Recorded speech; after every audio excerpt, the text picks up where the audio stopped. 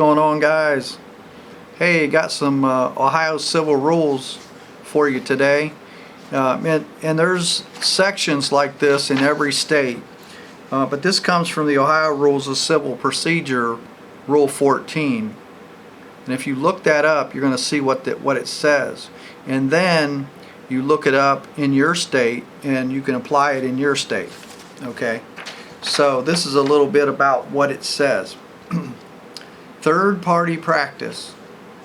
Well, what that's saying is that you can appoint somebody if you're the defendant. It's crazy. You know, they have all this magic that they're dealing with, and basically all of these evil things, and they can spin it on you and you not know what's going on. So if you learn some of those basic things, you can turn the tables on them. So this is why I'm explaining this. So Rule 14, third-party practice. Section A, when defendant may bring a third party at any time after the commencement of the action, a defending party, a defendant, as the third-party plaintiff. Yes, you can switch yourself to the person prosecuting the case. You can switch to a third-party plaintiff. Okay? Then it says, may cause a summons or a complaint to be served upon the person not a party to the action, may be liable to him for all or part of the plaintiff's claim against him. So let's just say, for example, this is where it gets good. Okay, and it's in your state too if you go look it up. Look up the Civil Rules of Civil Procedure and you go through it and try to look up the same section, you know, Rule 14 and all that. Okay, so what it's saying in a nutshell is you can flip. It's got the plaintiff and the defendant. You can actually flip that, put you as the plaintiff, and name yourself the third-party plaintiff, and you can use the paperwork that they gave to you. Then you put your name as third-party defendant or plaintiff, and then you put whoever it is that got you in that mess or caused that court case. Lawyer. I'm just saying. Or, you know, maybe somebody caused you to commit this crime, therefore they actually did the action. You can name the parties and do a complaint against them and get a summons and get them into court.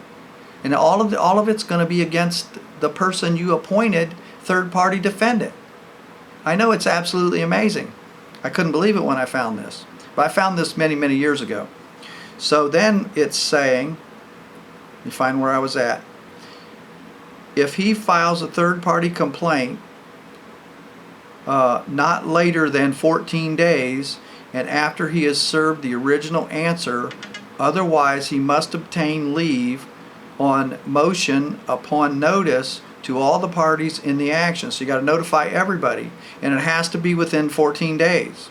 So you got to go do your research, you know, look up civil procedures in your state, look for Rule 14, and then just read down through it. It has a index in the beginning that's going to say third-party practice.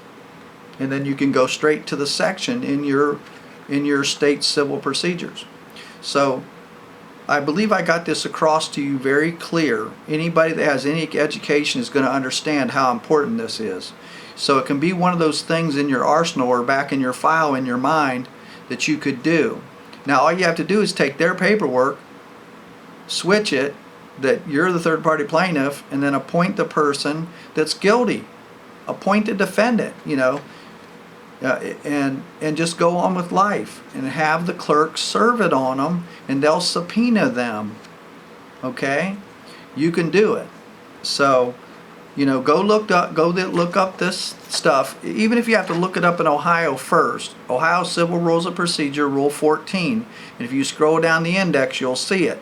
But read everything else around it too, because it mentions, you know, Rule 12. You know, that's got to really be in there. You have to read your states because it may be worded a little bit different. But just go to the Ohio Rules of Civil Procedure, look it up, and read it fully and completely and get an understanding. Take notes, research every little thing there so you understand what you're doing, and put a certificate of service on it. Serve it to the clerk in person, and then you're bringing in the guilty party, and now you're the plaintiff. It's crazy. It's amazing, really. If you find these types of sections in there, it can save you a lot of trouble because 9 times out of 10 you're probably not guilty of anything anyway. But commercially liable, you can appoint the person as third-party plaintiff. So I appreciate you listening to this, and I hope this gets you some relief. If it gets you some relief, subscribe to my channel, and my phone number's below this, my email's below this, my website's below this. Give me a call. We'll talk to you soon.